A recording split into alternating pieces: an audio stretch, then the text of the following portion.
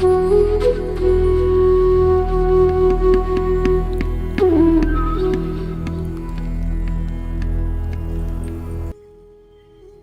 जी में एक और दृष्टांत आता है, जो पहले हमने द्रौपदी जी का देखा, उत्तरा का देखा। जो परिस्थिति से दूर हो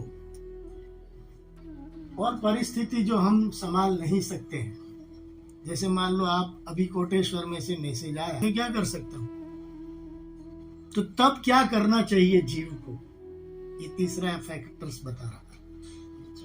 पहले द्रौपदी का देखा कि सब सामने थे तो भी भगवान को नहीं बुलाया, तब तक उनकी रक्षा नहीं हुई। और जब द्रौपदी जी को बताया कि सब सामने होते हुए भी तुमने सबको पहले बुलाया, मुझे नहीं, भगवान सर्वव्यापक है, तो फिर भी तुमने मुझे द्वारिकाधीश करके बुलाया, तो मुझे द्वारका जाना पड़ा। तो बुलाने वाले की कितनी असावधानी है, ये भी देखना चाहिए। और लौकिक में उसने विश्वास किया, परमात्मा में विश्वास नहीं किया। तीसरी बात, उत्तरा ने सीधा कृष्णाश्रय ले लिया कि भाई तुम्हारे सिवा कोई रक्षा नहीं कर सकता, नहीं तो पांडव खड़े थे। और तीसरा सब्जेक्ट कि अब नंद बाबा अपना कर देने के लिए मथुरा गए थे, तो वहां वसुदेव को मिले। वसुदेव गरुड़ नंद बाबा तो एक धर्मशाला में रुके थे। उस जमाने में कर माने क्या था, ये माखन, ये मिश्री अथवा ये दूध, ये घी, यही राजा को कर देना पड़ता था, आहिर लोगों को। अच्छा, तो भगवान नंद बाबा कर देने गए थे। वसुदेव उनके घनिष्ठ भ्राता मित्र थे। वहाँ बढ़िया संवाद है, कथा में बताएंगे। अभी जो संदर्भ चल रहा है उसके अनुसार बता देता हूँ कि वसुदेव और नंद बाबा का संवाद हुआ।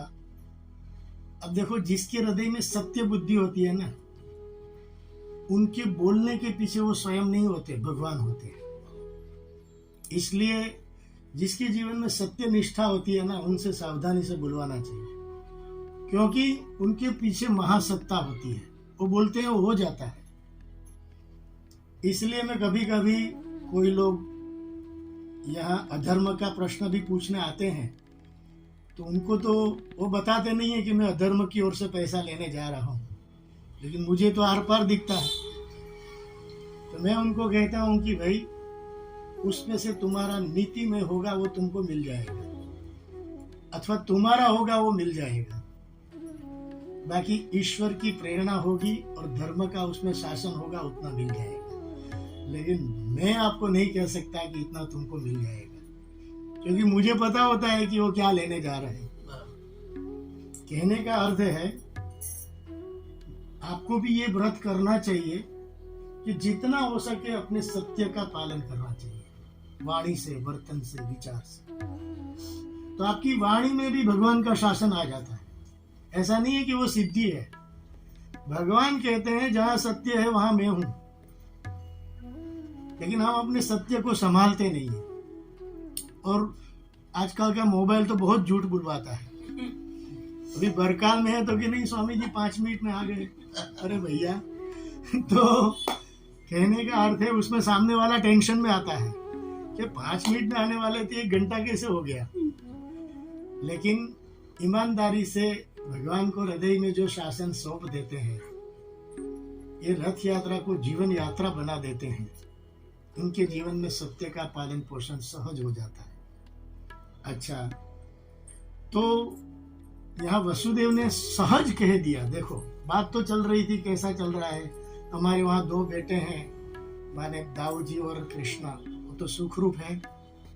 ये सब औपचारिक बात करने के बाद सडनली वसुदेव वहां बोले हैं। आप भागवत पढ़िएगा, 10वें स्कंद का ये 5वां अध्याय है और 4था श्लोक है।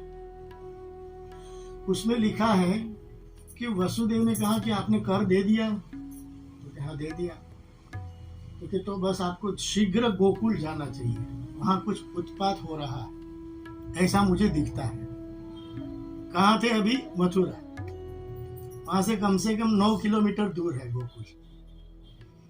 और वसुदेव ने जो बोला, नंद बाबा कुछ नहीं बोले। और क्या बोले कि नंद वसुदेव जो बोलते हैं वो कभी असत नहीं होता।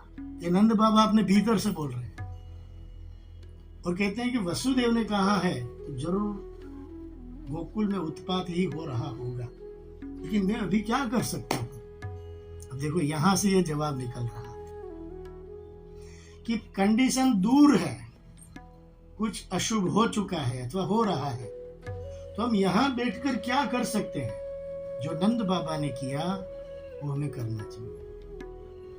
उन्होंने 3 बार बोला हरि शरण।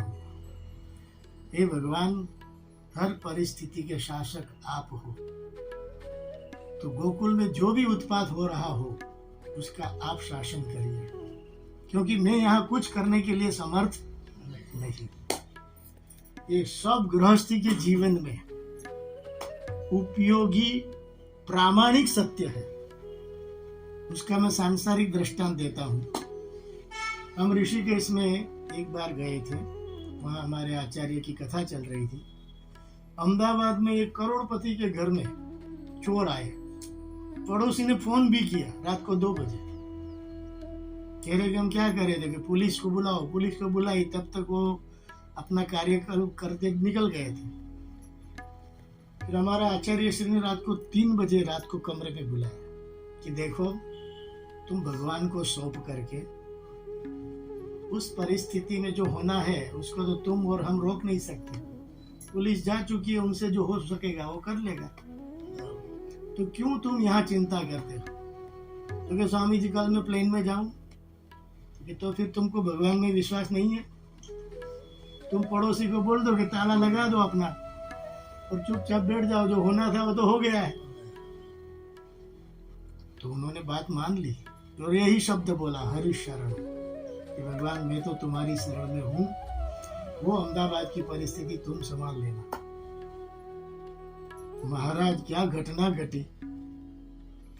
वो अहमदाबाद शिविर पूरा करके घर आए, ताला खोला तो एक गुटका होता है लोहे का, जो कभी खुलता नहीं, टूटता नहीं, कुछ भी नहीं होता। उनके घर में आके उन्होंने अचार और रोटी जो रात की पड़ी थी वो चोर चप खा के चले गए, और कुछ नहीं मिला तो सब बिगाड़ फोगाड़ करके चले गए। लेकिन जिसमें 33 करोड़ रुपए का गहना था वो उनसे खुला ही नहीं और उसे उठा भी नहीं।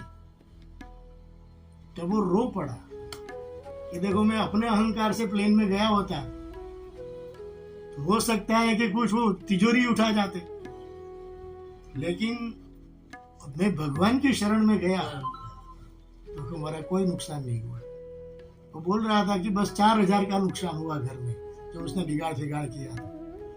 माने नंद बाबा का जो सत्य है, भागवत का जो सत्य है, सचमुच कथाकारों को सत्य के रूप में प्रकाशित करना चाहिए। और ये रथ यात्रा का भी मुख्य जो प्रयोजन है, शरीर रूपी रथ में अपने जगन्नाथ का यात्रा माने शासन सौंप करके, हे भगवान षड रिपु से मेरी रक्षा करे, हर परिस्थिति में मुझे विवेक जागृत करते हुए मेरी रक्षा करे, ये भक्त की भावना होनी चाहिए। तो रथ यात्रा उसकी जीवन यात्रा बन जाएगी और उसमें जगन्नाथ का शासन अपने जीवन में अनुभूत कर सकेगा। और ये हम भूल जाते हैं, इसलिए हर साल ये रथ यात्रा आती है। नहीं तो आप कहेंगे एक यात्रा तो हो गई, बार बार थोड़ा भगवान शादी करेंगे। लेकिन मुख्य हेतु क्या है कि भाई इस दिन को भगवान सब जीव को याद दिलाते हैं कि भाई तुम भूल जाते हो, इसलिए मैं बार बार हर साल ये यात्रा के रूप में तुम्हारे सामने आता हूं। तो रथ यात्रा का मुख्य प्रयोजन भक्त के ऊपर, जो मंदिर में भक्त जाता है तो आज भगवान उसके घर दर्शन देने आते हैं, एक प्रयोजन ये हुआ। और जीवन रक्षा, अपने जीवन की लगाम भगवान को सौंपने के लिए ये रथ यात्रा का मुख्य प्रयोजन है। और चौथा प्रयोजन है, जगन्नाथ में ये जीवंत है, क्योंकि एक महंत जी अपने आश्रम में आए थे।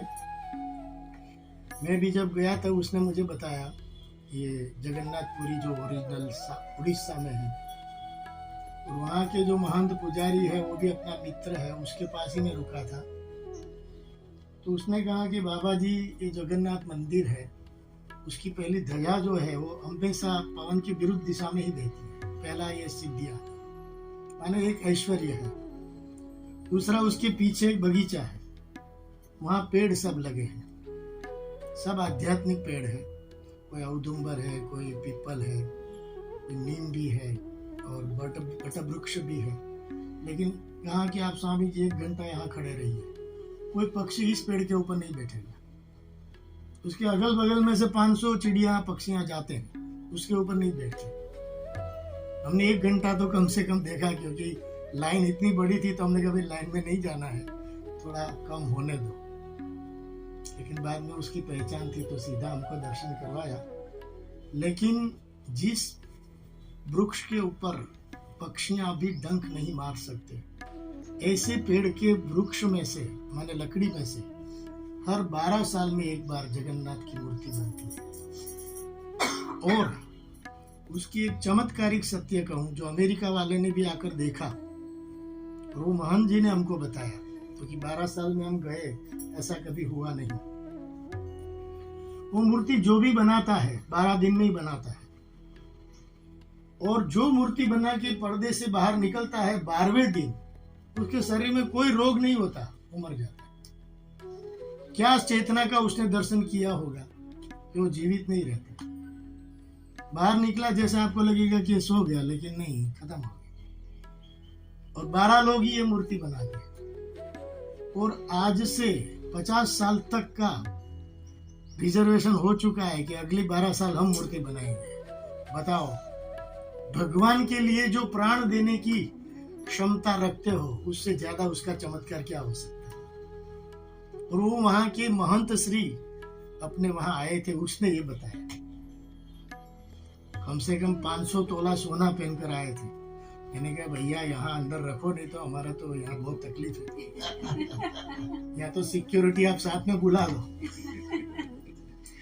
एक महात्मा आए थे तो 1 टन सोने की श्री यंत्र की मूर्ति लेके आए थे, और टेम्पो ट्रैवलर में आए थे, और साथ में 50-100 भक्त ले थे, तो उसका भी ट्रैक्टर में सब तंबू संबू लेके आए थे।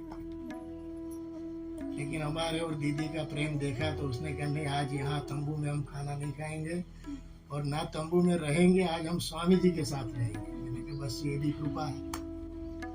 और वो चांदी की थाली लेके आए थे। मैंने कहा भाई ये सब, तो कहने आज तो आपकी थाली में ही हम प्रसाद पाएंगे।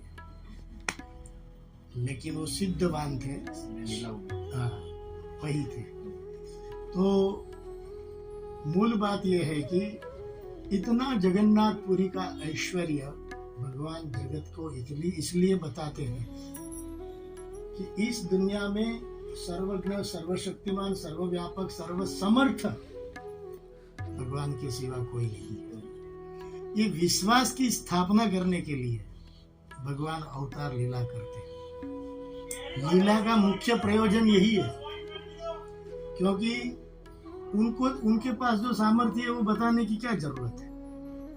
और इतने लोग उनके लिए नाचेंगे, गाएंगे, कूदेंगे, उसको ना दुनिया की याद आएगी। तो ऐसा कौन सा सामर्थ्य था कि वो आज भगवान के लिए इतना कुछ कर रहे हैं। उसका नाम है परमात्मा का ऐश्वर्य। और पहले ही हमने उपक्रम में बताया था, किसी का भी ऐश्वर्य जाने के बगैर हम उसके साथ हमारा प्रेम, आश्रय भाव नहीं होता। मैंने दृष्टांत दिया कि कोई होता है कि भाई ये सीएम है, तब आपको मिलने की इच्छा होगी, भाई इसके पास तो ऐश्वर्य है। इस तरह से भगवान के ऐश्वर्य के अज्ञान के कारण जीव आज भगवान में समर्पित नहीं हो पा रहे हैं। तो भगवान की सेवा, पूजा, उपासना जो भी आप करो, लेकिन उनके ऐश्वर्य का बोध भी आज जगत को देना चाहिए।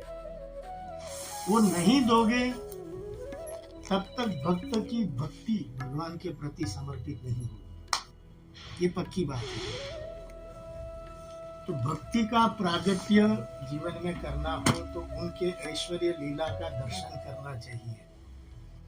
तब उसके प्रति प्रेम भी होगा, आश्रय भी बुद्धि होगी, महत्व बुद्धि होगी, तब अपना समर्पण होगा। समर्पण किसी के ऐश्वर्य को जाने बगैर नहीं होता। ये भागवत का मूल रहस्य है।